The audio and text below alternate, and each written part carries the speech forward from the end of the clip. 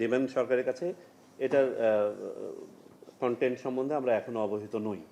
সুতরাং এটা নিয়ে কাজ করার এখনও আমার মনে হয় সময় আসে নাই। তবে যেটা আপনারা শুনে থাকবেন হয়তো, আমাদের প্রধান নির্বাহী মাননীয় প্রধান উপদেষ্টা তার 16 ডিসেম্বরের বক্তব্যে আমার মনে হয় একটা ধারণা দিয়েছেন, এবং তিনি যেটা বলেছেন যে এই কমিশনগুলো যখন তাদের প্রতিবেদন দিবে, আমি আজকে যেটা জানি যে আজকে হয়তো কয়েকটা কমিশন প্রতিবেদন জমা দেওয়ার কথা, আমরা তো এখানে দীর্ঘক্ষণ আছি, 4টা দিয়েছে হয়তোবা।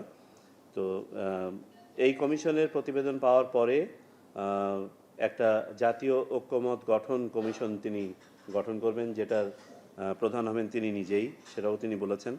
এবং সেই ঐক্যমত গঠন কমিশনের অন্যতম প্রধান এবং প্রায়োরিটি কাজই হবে নির্বাচন সংক্রান্ত বিষয়াদি নিয়ে একটা ঐক্যমতে পৌঁছানো। এটা 16 ডিসেম্বরের বক্তব্যে তিনি বলেছেন। সুতরাং আমরা আশা করছি যে ওখান থেকে আমরা একটা ডাইরেক্টিভ পাব, এবং ওখানে যে ঐক্যমতটা হবে সেটার আলোকে আমাদের যা কিছু করণীয় আছে তখন আমরা হয়তো সেটা নিয়ে কাজ শুরু করব। এটা হচ্ছে আপনার প্রশ্নের উত্তর। যে উইন্ডোটা ব্যক্ত করেছেন, গতকালকে আমাদের নির্বাচন কমিশনের সম্মানিত সিনিয়র সচিবও আপনাদেরকে বলেছেন যে মাননীয় প্রধান উপদেষ্টা 2025 সালের ডিসেম্বর থেকে শুরু করে 2026 সালের জুনের মাঝে একটা উইন্ডো বলেছেন। আমরা আর্লিয়েস্ট ডেটটাকে ধরে নিয়েই এক ধরনের প্রস্তুতি নিচ্ছি। তবে তারপরেও যদি রাজনৈতিক মতৈক্য যেখানে গিয়ে দাঁড়াবে আমরা সেই অনুযায়ী ইলেকশন করব। আর ইলেকশনের ডেটটা এই মুহূর্তে ইলেকশন কমিশনের হাতে নয়, এটা একটা পরিবর্তিত পরিস্থিতি। এখানে একটা পলিটিক্যাল কনসেনসাসের ব্যাপার আছে, সেটা হোক, তারপরে সেই অনুযায়ী আমরা কাজ করব। তবে বর্তমানে আমরা যেটা আমরা আমাদের মাননীয় প্রধান উপদেষ্টার বক্তব্য থেকে পেয়েছি সেই অনুযায়ী আমাদের প্রস্তুতি এগিয়ে নিচ্ছি। প্রবাহ নুরুজ্জামান বলেছেন ভুয়া ভোটার সংক্রান্ত বিষয়ে। জি, এই বিষয়টি একাধিকবার এসছে নিউজে যে আমাদের ভোটার তালিকা সংক্রান্ত বিভিন্ন প্রশ্ন।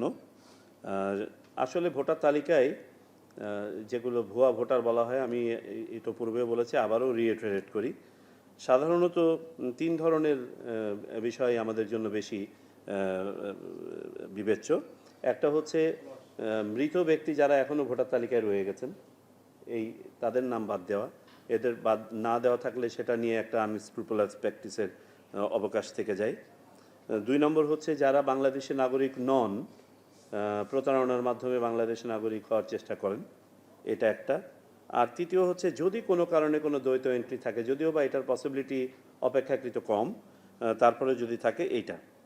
এর বাইরে অপরাপর যে ডিসক্রিপেন্সি আছে সেগুলো অত সিরিয়াস না, যেমন ধরেন বয়স হয় নাই ভোটার হয়ে গেছে, বা বয়স হয়ে গেছে ভোটার হয় না, ইত্যাদি। তো আমরা এই কারণেই কিন্তু এইবার বাড়ি বাড়ি যাচ্ছি। আমাদের আপনারা জানেন যে খসড়া ভোটার তালিকা 2রা জানুয়ারি প্রকাশ হয়েছে, এবং 2রা মার্চ আমাদের সাংবিধানিক বাধ্যবাধকতা অনুযায়ী চূড়ান্ত ভোটার তালিকাও বের হয়ে যাবে। এই কার্যক্রমের পাশাপাশি আমরা প্যারালালি হালনাগাদ এবং যাচাইকরণ একটা কার্যক্রম হাতে নিয়েছি। সেটারই অংশ হিসেবে কিন্তু আমি আজকে এখানে, আমাদের আগামীকালকে একটা ওয়ার্কশপ আছে ভোটার তালিকা সংক্রান্ত চ্যালেঞ্জ এবং চ্যালেঞ্জ মোকাবেলার উপায় নিয়ে। এটা এই হালনাগাদ এবং যাচাইকরণ কার্যক্রমকে হাতে রেখেই এই উদ্যোগগুলো নেওয়া হয়েছে, এবং এই কাজটা আমাদের আগামী 20 তারিখ থেকে শুরু হবে বাড়ি বাড়ি গিয়ে। এই বাড়ি বাড়ি গিয়ে আমরা এই যে ভোটার তালিকা সংক্রান্ত যেসব আপনার সন্দেহ আছে এগুলো দূর করার চেষ্টা করব। আমিরুল ইসলাম হালনাগাদের টাইমলাইন নিয়ে জানতে চেয়েছেন। আমরা যেটা প্ল্যান করছি যে ইনশাল্লাহ জুনের শেষ নাগাদ, জুনের 30 তারিখের মধ্যে আমরা এই ফেজের কার্যক্রমটা সম্পন্ন করতে পারবো। যেমনটা বললাম যে আমাদের হাতে কিন্তু সবসময় নির্বাচন কমিশনের হাতে একটা ভোটার তালিকা থাকে। এই মুহূর্তে আমাদের হাতে একটা ভোটার তালিকা আছে, যে ভোটার তালিকাটা গত বছর 2রা মার্চ পর্যন্ত হালনাগাদ। এই বছরের হালনাগাদ ভোটার তালিকাটা আমাদের থাকবে 2রা মার্চ 2025-এ গিয়ে আমাদের কাছে আরেকটা এই বছরের হালনাগাদটা থেকে যাবে।